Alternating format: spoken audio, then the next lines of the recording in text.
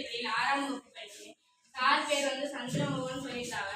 Sir சொல்லியிருந்தாங்க நமக்கு வந்து ஆன்லைன்ல எந்த ஓடிபி வந்தாலும் நம்ம வந்து அதை டச் பண்ணக்கூடாதுன்னு சொல்லியிருந்தாங்க. அதுக்கப்புறம் சார் சொல்லியிருந்தாங்க நம்ம வந்து வாட்ஸ்அப்லேயோ ஸ்னாப்சாட்லேயோ இந்த மாதிரிலாம் நம்மளோட ஃபோட்டோலாம் வைக்கக்கூடாது. நம்மளோட ஃபோட்டோவோ ஃபேமிலியோட விவரங்களோ வைக்கக்கூடாது. அதுலேருந்து நம்மளோட ஃபோட்டோலாம் எடுத்து சைபர் கிரைம் குற்றவாளிகளால் நம்ம வந்து பாதிக்கப்படுவோம். அதனால வைக்கக்கூடாது அப்படின்னு சொல்லியிருந்தாங்க.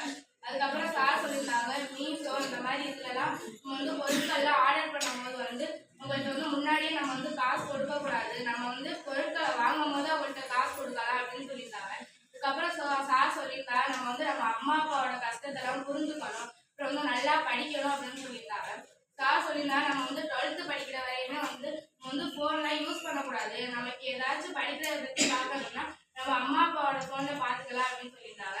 சார் வந்து எனக்கு ரொம்ப பிடிச்சிருந்துச்சு. சார் சொன்னது வந்து எங்கள் அம்மா